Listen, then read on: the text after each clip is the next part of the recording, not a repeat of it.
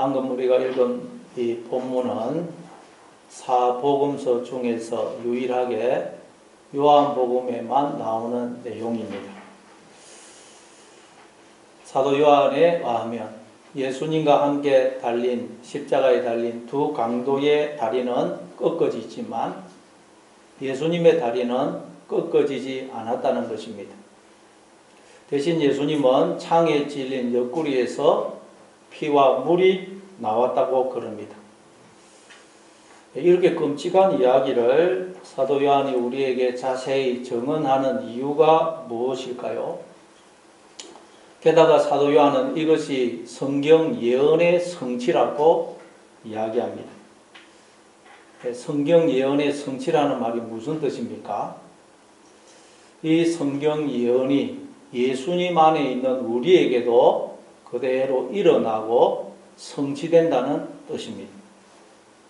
그래서 예수님의 죽음이 내 죽음이 되어야 된다 그러는 것입니다. 그럴 때 예수님의 부활이 나의 부활이 되는 것입니다. 아멘. 그러면 강도의 다리는 꺾어지지만 예수님의 다리는 꺾어지지 않는 이 일이 우리에게 그대로 일어나고 성취된다는 말이 도대체 무슨 의미일까요? 우리가 본문을 읽어가면서 그 의미를 살펴보도록 하겠습니다. 31절을 우리 같이 읽습니다.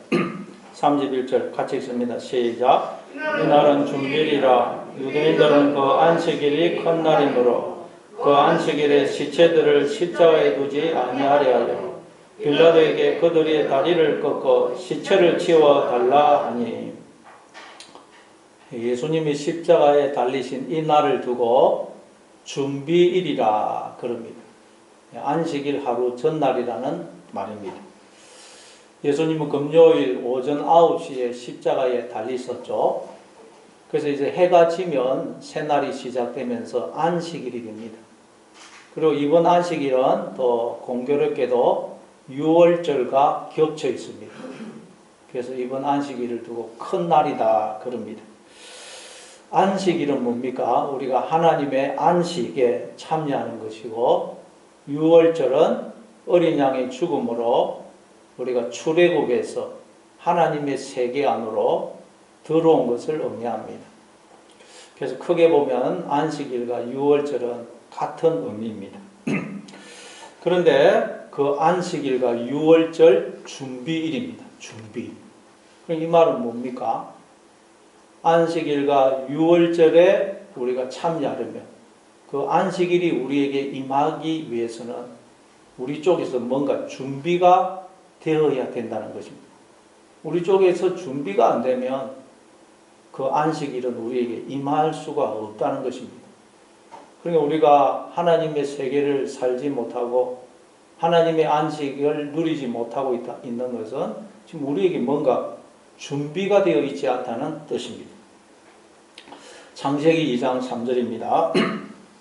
창세기 2장 3절. 하나님이 그 일곱째 날을 복되게 하사 거룩하게 하셨으니 이는 하나님이 그 창조하시며 만드시던 모든 일을 마치시고 그 날에 안식하셨음이니라. 하나님이 일곱째 날, 즉 안식일을 복되게 하사 거룩하게 하셨다고 말씀합니다. 그러니까 우리가 하나님이 주신 복을 누리며 살기 위해서는 어떻게 해야 되겠습니까? 우리의 모든 날들이 안식일이 되도록 해야 됩니다.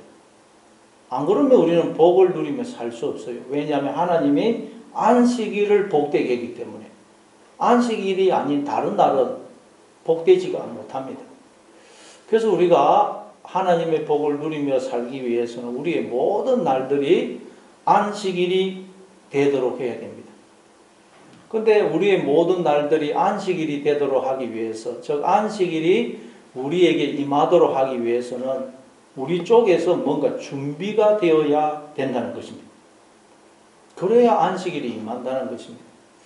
그 준비가 뭔지를 성경이 지금 이제 설명을 하고 있는 것입니다. 로마는 원래 십자가형을 집행하면 보통의 경우 그 사형수를 그냥 십자가에 매단 채 내버려 둡니다. 그래서 막 새들이 와서 먹게 되고 짐승들이 와서 먹고 그렇게 됩니다. 그러나 유대인들은 그렇게 할 수가 없습니다. 왜냐하면 율법에서 그걸 금하고 있기 때문입니다. 신명기 21장 22절 23절입니다. 사람이 만일 죽을 죄를 범함으로 내가 그를 죽여 나무 위에 달거든 그 시체를 나무 위에 밤새도록 두지 말고 그날에 장사하여 내 하나님 여호와께서 내게 기업으로 주시는 땅을 더럽히지 말라. 나무에 달린 자는 하나님께 저주를 받았음이니라.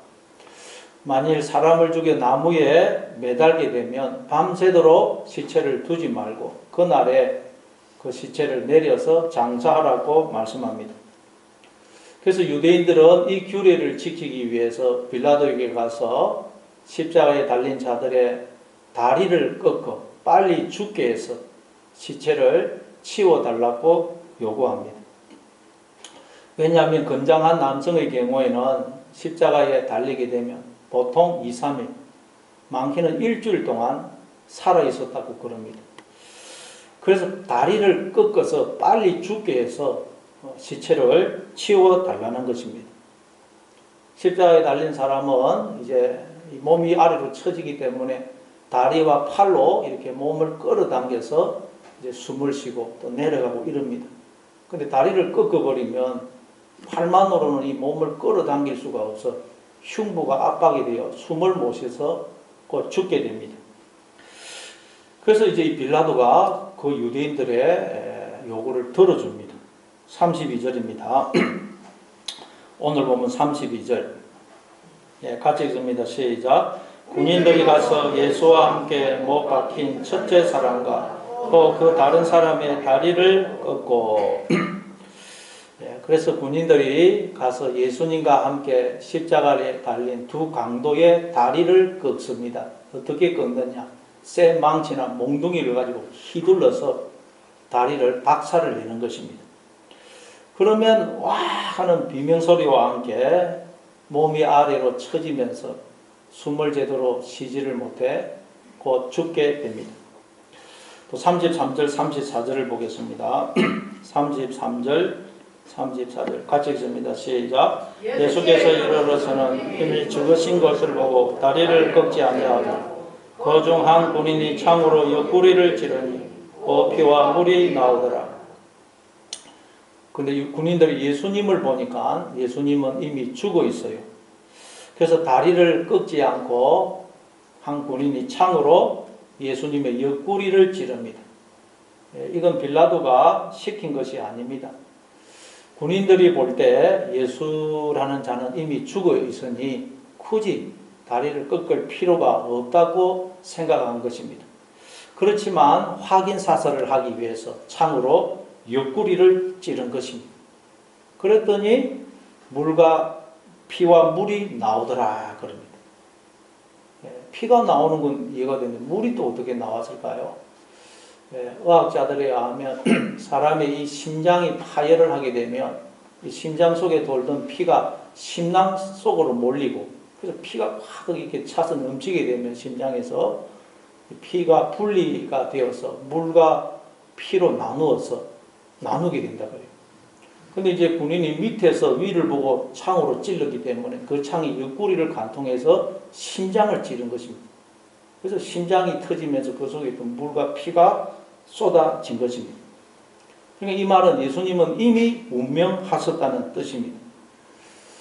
그러니 십자가 밑에서 이 광경을 보고 있던 4명의 여인과 제자 요한의 입에서는 하는 단식이 터져 나왔을 것입니다.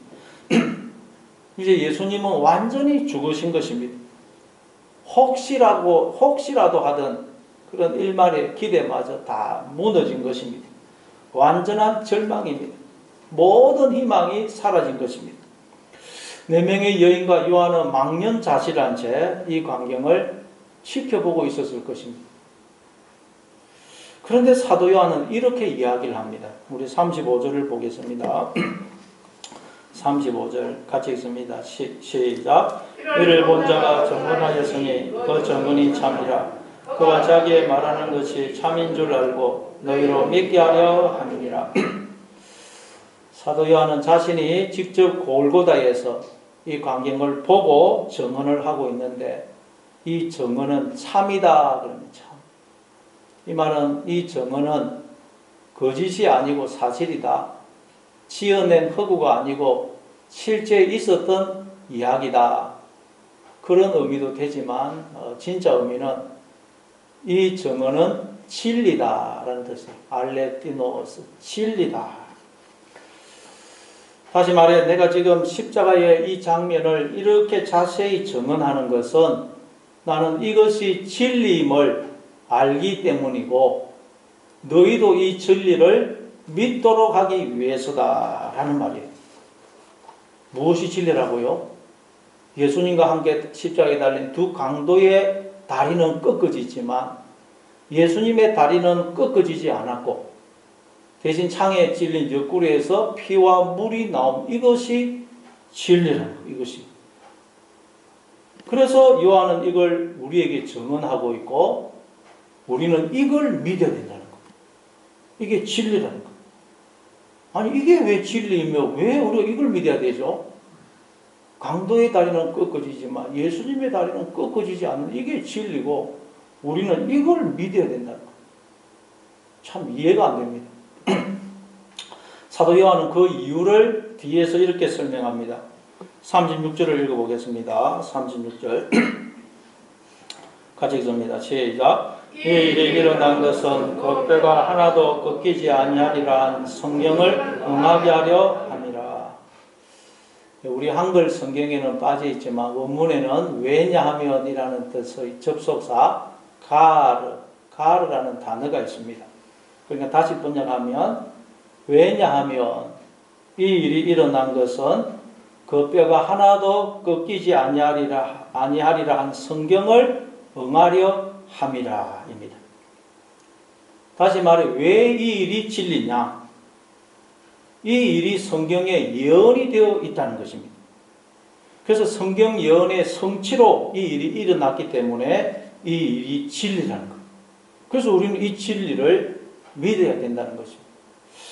그럼 성경 어디에 이게 예언이 되어 있습니까? 출애굽기 12장 46절입니다.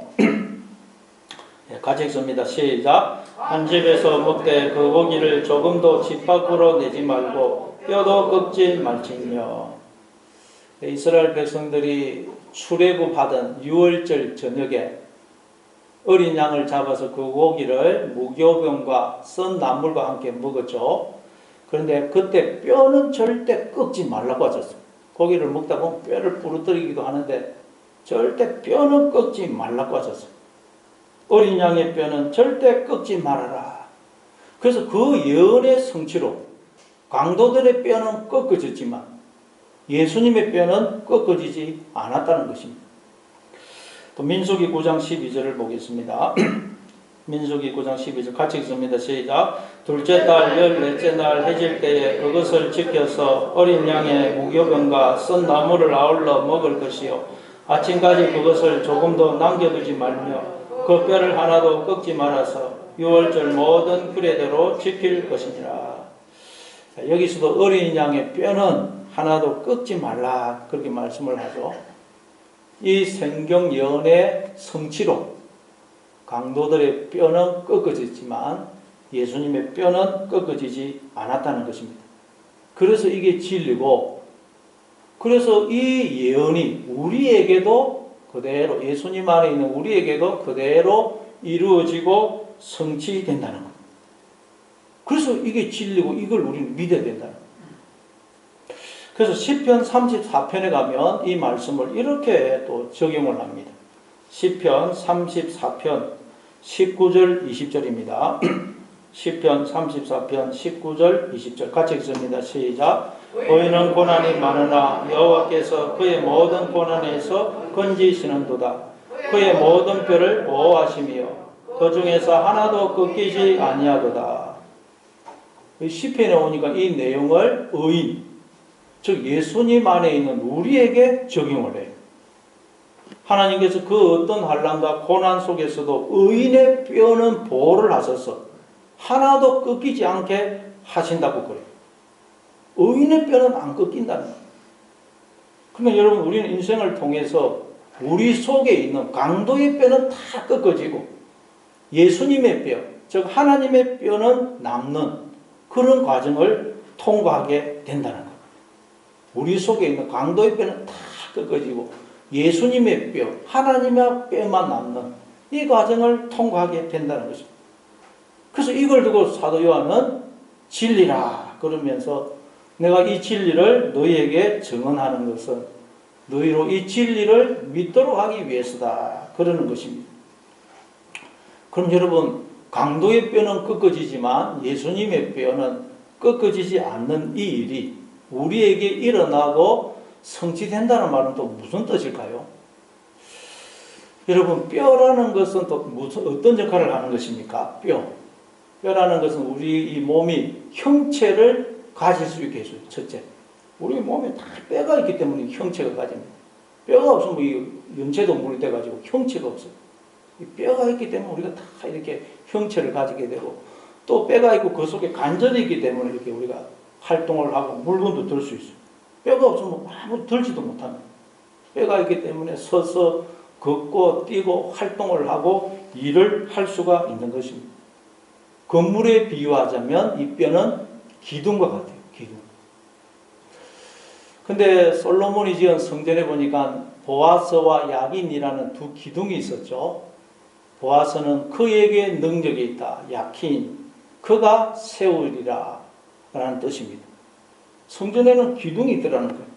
기둥이 있어서 성전이 세워지더라는 것입니다. 근데 신약으로 넘어오니까 그 성전이 우리로 드러나죠. 우리가 하나님의 성전이라는 것입니다. 그러니까 이 보아스와 야긴이라는 두 기둥은 우리를 하나님의 성전으로, 집으로 세워주실 뿐만 아니라 우리로 걷고 뛰고 활동을 할 수 있게 해주는 하나님을 상징하는 것입니다. 그러니까 여러분, 하나님이 우리의 기둥이 되어주시고 힘과 능력이 되어주시기 때문에 우리의 육체도 영혼도 다 형체를 가지고 또 서서 걷고 뛰고 온갖 활동을 할 수가 있는 것입니다. 하나님이 우리의 뼈가 되어주시고 힘과 능력이 되어주신다는 거예요. 그런데 인간들이 하나님이 아닌 엉뚱한 것을 자신의 기둥과 힘과 능력으로 삼고 그걸 의지하더라는 것입니다. 그러나 그건 가짜 뼈예요. 가짜 뼈. 가짜 힘입니다. 그러면 그 사람은 하나님의 집이 될 수가 없습니다. 하나님도 그 사람 마음속에 거할 수가 없고 그 어떤 사람도 그 사람은 품을 수가 없어요. 하나님의 집이 아니기 때문에. 그걸 두고 예수님은 강도의 소굴이라 그러죠. 너희가 하나님의 집을 강도의 소굴로 만들었도다. 우리를 향해 하시는 말씀입니다. 하나님이 거하셔야 될 우리의 마음속에 엉뚱한 것들이 들어와 있으면 그게 바로 강도예요. 그게 하나님의 자리를 찬탈하기 때문에, 도둑질하기 때문에. 그게 다 강도예요. 강도가 내 속에 있으니 어떻게 내 마음속에 누가 들어올 수가 있겠어요? 강도가 내 속에 있는데 내가 누구를 품을 수가 있겠어요? 내 속에 강도가 있으니 나는 강도의 종노릇을 할 수밖에 없는 것입니다. 그래서 그는 화를 내고 폭력적이 되고 강도가 내 속에서 설치면 나는 두려워서 떨고 불안, 절망에 사로잡히게 되는 것입니다. 내 속에 하나님이 계셔야 되는데 강도가 들어와서 거하고 있기 때문입니다. 그래서 하나님이 우리 속에 들어와 뼈가 되어 있는 그 강도의 뼈를 꺾으신다는 거예요. 강도. 즉 우리가 하나님 외에 뼈처럼 믿고 의지하고 붙들고 있던 것들을 꺾으시는 거예요. 돈이라는 뼈, 건강이라는 뼈, 남편이라는 뼈, 자식이라는 뼈를 꺾으시는 거예요. 그건 우리 속에 몰래 들어와서 우리를 종노릇 시키고 있는 도둑이요 강도이기 때문입니다. 그게 들어와서 원래 하나님의 집이고 하나님의 형상이어야 될 우리를 허물어뜨리고 있기 때문입니다. 그래서 하나님이 우리 속에 들어와서 뼈가 되어 있는 그 강도의 뼈를 하나씩 꺾으시는 거예요. 그렇게 해서 우리에게 있는 교만이라는 뼈를 꺾으시고 고집과 혈기와 이기심이라는 뼈를 꺾으시고 불신과 염려와 절망이라는 뼈를 꺾으시는 것입니다. 그런 것들이 내 속에 들어와서 뼈가 되어 있으면 나는 결코 하나님의 집이 될 수가 없기 때문입니다. 그래서 구약에 보면 뼈가 꺾인 사람이 대표적으로 등장하는 사람 하는데 누굽니까? 뼈가 꺾인 사람이 있어요. 야곱이죠, 야곱. 야곱은 형 에서의 낯을 피해 바단 아람으로 도망가는 중에 베델에서 하나님을 만나고 하나님으로부터 이런 약속을 받습니다. 야곱아, 내가 너의 뼈가 되고 내가 너의 힘과 능력이 되어줄 것이다. 그러니 너는 오직 나만 믿고 나만 의지함으로 앞으로 바단 아람에 가서 무슨 일을 당하고 어떤 형편에 처하든지 아무것도 두려워하거나 염려하지 말아라. 그런 약속을 받아요. 그러나 야곱은 그 바단 아람에 가서 하나님을 자신의 뼈와 힘과 능력으로 삼지 않습니다. 돈을, 아내를, 자식을, 재물을, 명성을 자신의 뼈로 힘과 능력으로 삼고 의지해요. 그 속에 강도가 들어온 것입니다. 강도가. 그래서 야곱이라는 이름의 뜻이 강도, 도둑, 사기꾼 아닙니까?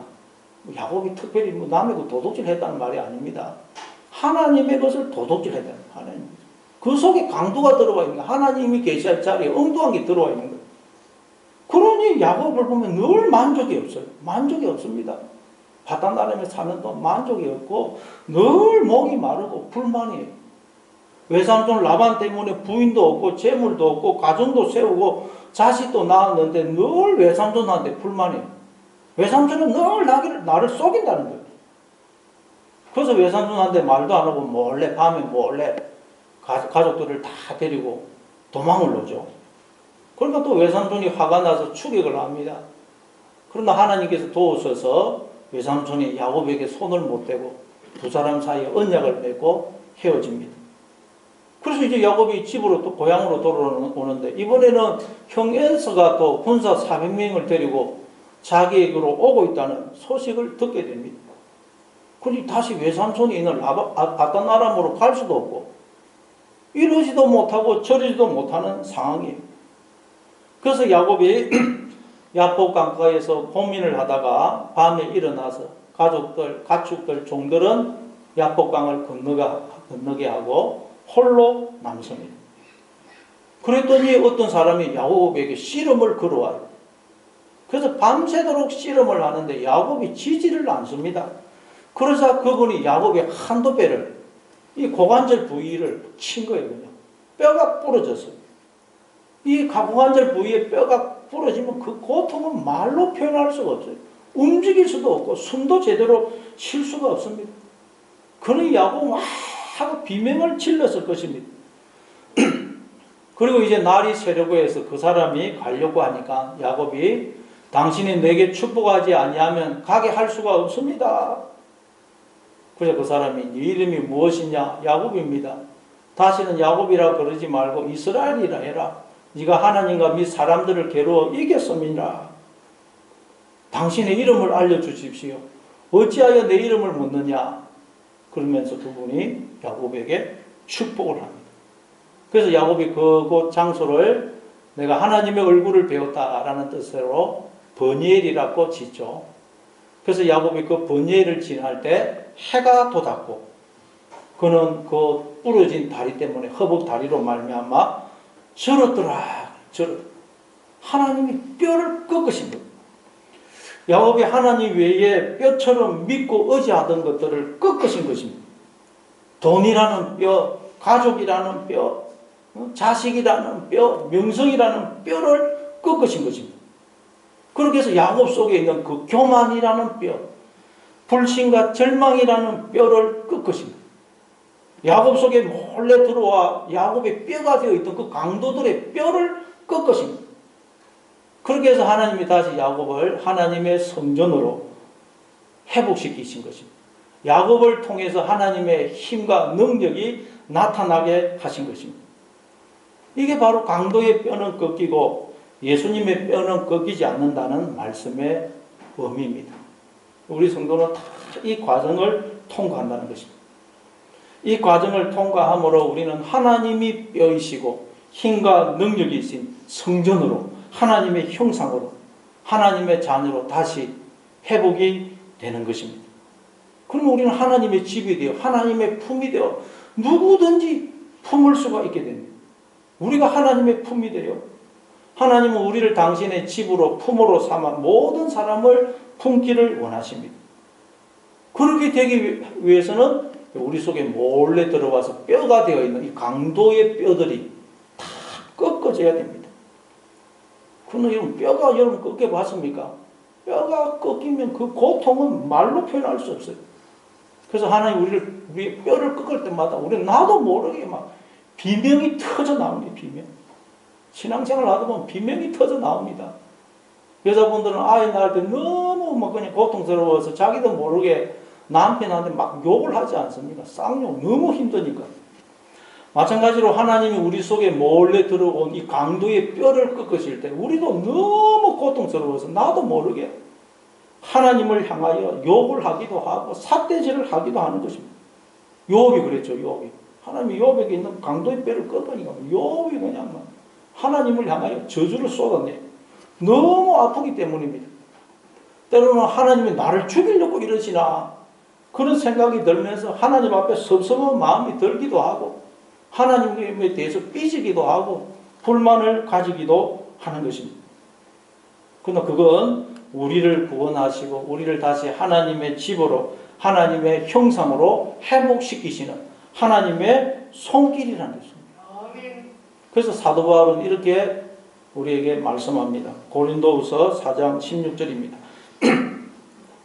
고린도후서 4장 16절 같이 읽습니다. 시작. 그러므로 우리가 낙심하지 아니하노니 우리의 그 사람은 낡아지나 우리의 속사람은 날로 새로워지도다.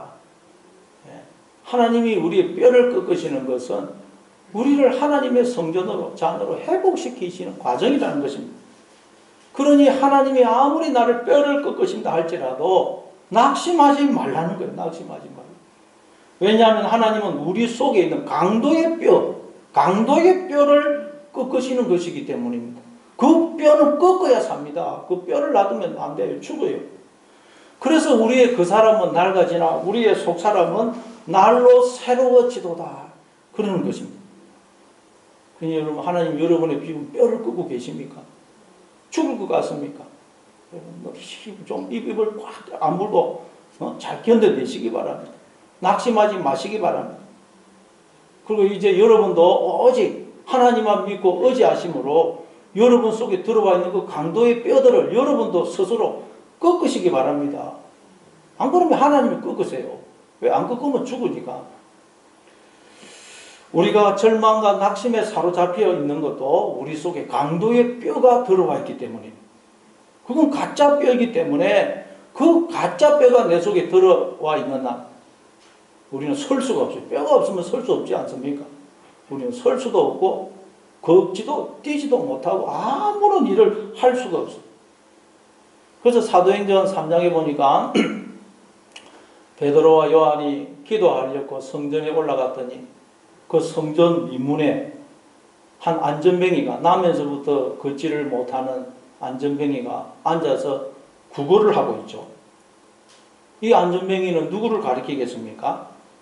하나님이 자신의 뼈와 힘과 능력이 되어 있지 않은 모든 사람을 가리키는 것입니다. 그래서 이 사람이 안전뱅이가 되어서 다른 것도 아니고 뭐 시장터도 아니고 성전 미문이라는 말은 아름다운 문이라는 뜻이에요. 그 성전 미문 앞에 딱 앉아가지고 사람들에게 구걸을 하고 있는 것입니다. 늘 그곳에 앉아서 지나가는 사람들 얼굴만 쳐다보면서 저 사람은 나한테 한 번 안 주나? 저 사람은 얼마나 줄란고? 늘 그러고 있는 거예요. 사람만 쳐다보고 있는 사람만. 남편만 쳐다보고 자식만 쳐다보고 돈만 쳐다보고 환경만 쳐다보고 있는 것입니다. 그 문을 통해서 안으로 들어가기만 한 발짝만 내디디면 그 성전 아버지 집인데 그러면 아버지 창조주 하나님의 것이 다 내 것이고 없으면 아버지께 달라고 하면 되는데 그 집에 안 들어가고 집 문 앞에 앉아가지고 구걸을 하고 있는 거예요. 그걸 보는 아버지의 마음은 얼마나 기가 차겠어요. 그래서 베드로가 그 사람을 향해서 우리를 봐라. 그리고 그 사람의 속으로 야, 저 사람들이 나한테 우리를 보라 그런 거 보니까 나한테 뭐 돈 한 푼 줄 모양이다. 도대체 얼마나 주려고 저 소리를 하나. 그러면서 또 바라보니까 베드로가 뭐라 그럽니까? 은과 금은 내게 없거니와 내게 있는 것으로 내게 주노니 나사렛 예수 그리스도의 이름으로 일어나 걸어라 그러죠. 은과 금은 내게 없거니와 내게 있는 것으로 내게 주노니 나사렛 예수 그리스도의 이름으로 일어나 걸어라. 이게 무슨 말이에요? 네가 구하는 그 은과 금, 네가 나한테 지금 구하고 있는 그 은과 금은 너를 이렇게 세워줄 수 있는 뼈가 될 수 없고 너로 걷고 뛰게 해줄 수 있는 힘과 능력이 될 수 없다. 너의 뼈가 되고 너의 힘과 능력이 되어 너를 서서 걷고 뛰게 해줄 수 있는 분을 소개해 주겠다. 바로 나사렛 예수 그리스도다. 그분이 지금 너의 뼈가 되어 계시고 너의 힘과 능력이 되어 계시니 그분을 의지하고 일어나 걸어라 라는 말이에요. 그래서 그 손을 잡고 거지의 손을 잡고 일으키니까 발과 발목이 힘을 얻어서 막 뛰어끼고 그러면서 그 사람들과 함께 성전 안으로 아버지 집 안으로 들어가면서 걷기도 하고 뛰기도 하고 하나님을 찬송하지 않습니까? 그러면 이 안전뱅이도 그동안 그 속에 강도의 뼈들이 들어와 있습니다. 가짜 뼈가 들어와 있으니까 안전뱅이가 됩니다. 안전뱅이. 걷지도 못하고 뛰지도 못하고 하나님 외에 엉뚱한 것을 뼈와 힘과 능력으로 믿고 의지했던 것입니다. 그래서 안전뱅이가 되어가지고 아버지 바로 집 문 앞에서 구걸을 하고 있는 것입니다. 여러분 중에는 안전뱅이가 되어가지고 구걸을 하는 인생을 살고 있는 분은 없습니까? 절망과 낙심에 사로잡혀 있는 분은 없습니까? 왜 그렇다고요? 강도의 뼈가 내 속에 들어와 있기 때문입니다. 그러니 여러분 오직 나의 뼈와 힘과 능력이 되시는 하나님을 바라보고 의지하심으로 여러분 속에 들어와 있는 그 강도의 뼈들을 꺾으시기 바랍니다.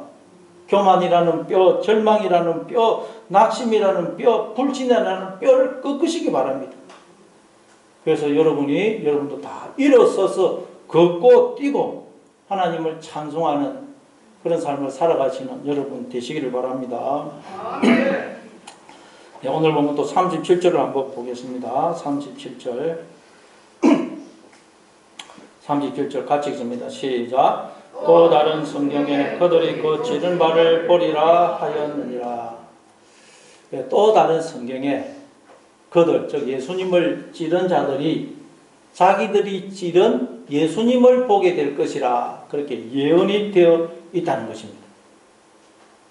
예수님을 찌른 자들이 내가 예수님을 찔렀구나.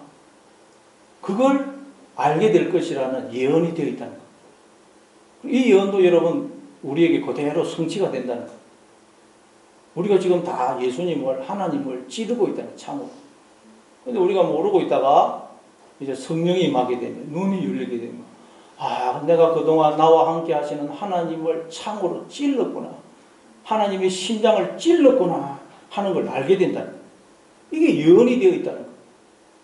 스가랴서 12장 10절입니다. 예, 같이 읽습니다. 스가랴서 12장 10절 같이 읽습니다. 시작. 내가 다윗의 집과 예루살렘 주민에게 은총과 간구하는 심령을 부어주리니 그들이 거칠은 바 그를 바라보고 그를 위하여 애통하기를 독자를 위하여 애통하듯 하며 그를 위하여 통곡하기를 장자를 위하여 통곡하듯 하리라. 하나님께서 은총과 간구하는 심령을 성령을 은혜를 베푸시면 우리가 눈이 열려서 내가 그동안 나와 함께 하시는 하나님 내 속에 들어와 계시는 하나님의 심장을 내가 칼로 참으로 찔렀구나 하는 걸 알게 되고 마치 독자의 죽음을 장자의 죽음을 두고 통곡하듯이 그렇게 통곡하게 될 것이라. 아니 우리 언제 하나님의 심장을 찔렀습니까? 그동안 우리가 하나님이 아닌 엉뚱한 것을 뼈와 힘과 능력으로 믿고 의지함으로 안전뱅이가 되어 구걸하는 인생을 산 것이 바로 하나님이 심장을 찌른 것입니다. 그걸 보고 있는 하나님이 얼마나 기가 차겠어요. 자식이 집을 나가거나 부모의 말을 안 듣고 방탕한 삶을 살면 삶을 포기해버리면 그건 부모의 마음을 찌르는 거 아니에요. 자식이 절망에 빠지고 있고 한생을 한탄하고 있으면 그건 부모님의 심장을 창으로 찌르는 것입니다. 우리가 지금까지 그냥 안전뱅이가 되어서 구걸하는 인생을 산 거, 그게 여러분 창으로 하나님의 심장을 찌른 거지. 근데 그걸 모르고 있다가 우리가 이제 성령이 마음에 눈이 열리면, 이제 깨닫게 되면, 내가 하나님의 심장을 창으로 찔렀구나 알고 통곡하게 된다. 요한계시록 1장 7절입니다. 요한계시록 1장 7절 같이 읽습니다. 시작. 볼지어다 그가 구름을 타고 오시리라. 각 사람의 눈이 그를 보고 있고 그를 찌른 자들도 볼 것이요 땅에 있는 모든 족속이 그로 말미암아 애곡하리니 그러하리라. 아멘. 예수님이 오시면 찌른 자들도, 예수님을 찌른 자들도 예수님을 보게 되고 알게 될 것이라 그래요. 이거 나중에 예수님이 재림하시면 예수님을 찌른 자들이 그를 보게 될 것이다. 그런 의미도 있지만 이 진짜 의미는 뭐냐? 모든 성경 말씀은 나한테 해당되는 것입니다. 진짜 의미는 우리가 눈이 열리게 되면 내가 그동안 나와 함께 하시는 하나님, 내 속에 계시는 하나님의 심장을 내가 창으로 찔렀구나 하는 것을 알게 될 것이라는 말이에요. 여러분, 우리가 마음속으로 잘못된 생각, 부정적인 생각, 교만한 생각, 그런 것을 하게 되면 그 생각이 창이 되어서 내 마음속에 계시는 하나님을 찌르는 것이 돼요. 육신의 생각은 사망이라고 그러잖아요. 그럼 육신의 생각을 하는 것은 내 안에 생명으로 들어오신 하나님을 찌르고 죽이는 거예요. 그리고 여러분, 우리가 그 부정적인 생각, 잘못된 생각을 말로 토해내면 그 말이 또 창이 되어 칼이 되어 다른 사람을 찌르는 거지. 말이 꼭 칼이고 창입니다. 그래서 말 한마디 듣고 사람이 상처받아가지고 자살하고 그러지 않습니까? 왜냐하면 말이 곧 칼이고 창이기 때문입니다. 그리고 우리가 부정적인 생각, 잘못된 생각을 함으로써 그것이 창이 되어 내 마음속에 계시는 하나님의 심장을 우리가 계속 찌른 거예요. 그런데 그걸 모르고 있다가 성령이 임하게 되면 알게 됩니다. 그러면 통곡하게 돼요. 통곡. 내가 하나님의 심장을 칼로 찔렀다는 것 때문에 통곡하고, 그런데도 불구하고 하나님은 나를 떠나지 않으시고 언제나 나와 함께 하시면서 당신의 생명을 전부를 주시는 사랑을 변함없이 베풀어 주셨다는 그 청량할 수 없는 사랑 때문에도 통곡하고, 그래서 계속 통곡이 나오는 거죠. 통곡이 거치지를 않아요. 그래서 팔복에도 보면 예수님이 심령이 가난한 자는 복이 있나니 천국이 저희 것이며 애통하는 자는 복이 있나니 저희가 위로를 받을 것이며. 애통하게 되는 애통. 그러니까 여러분, 애통한다는 말은 뭐냐? 여러분, 우리가 통곡하게 된다는 말. 우리도 이 하나님의 말씀에 의해서 이 실상을 알게 되어 우리도 말씀에 의해서 우리 굳어진 마음, 닫혀진 마음이 찔림을 받게 된다. 찔림. 말씀에 의해서 우리가 찔림을 받게 돼요. 그러면 우리의 이 심장에서도 드디어 물과 피가 나오게 되는, 물과 피가 생수의 강이 흘러나오게 되는, 단단한 마음이 지금 아무도 안 오는데 찔림을 받아야 그래 이제 막 하나님의 생수가 사랑이 터지게 되는 것입니다.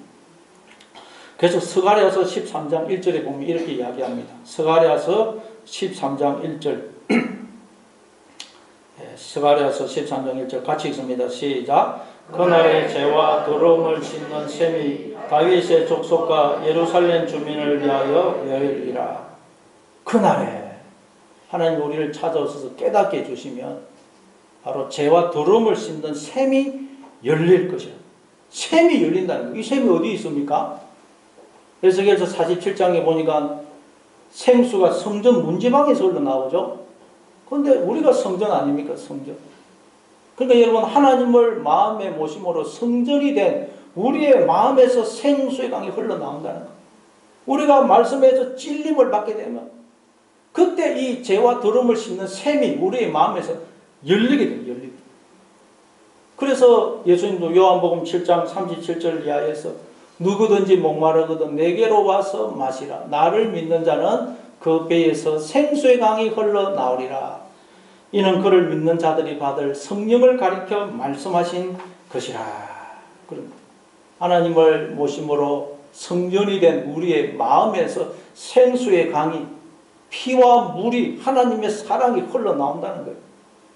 죄와 더러움을 씻는 샘이 우리의 마음에서 터지게 된다. 다시 말해 하나님이 나의 뼈가 되시고 힘과 능력이 되신다는 것을 알고 오직 하나님만 바라보고 의지할 때, 그래서 우리가 이제 생각을 바꿀 때 우리의 마음속에서 생수의 강이 흐르게 됩니다. 죄와 더러움을 씻는 샘이 터지게 되는 거죠.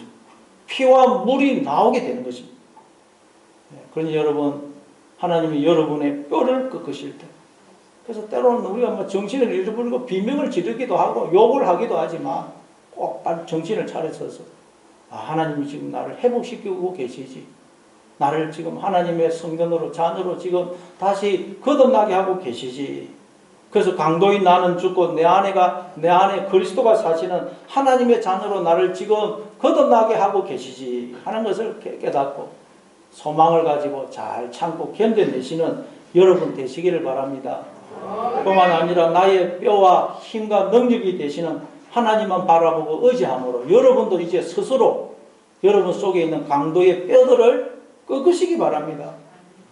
그래서 날마다 생수의 강이, 죄와 더러움을 씻는 샘이 터져서 샘물이 흘러나오는, 하나님의 피와 물이 흘러나오는 여러분의 심령과 가정이 되시기를 바랍니다. 아버지 하나님, 은혜를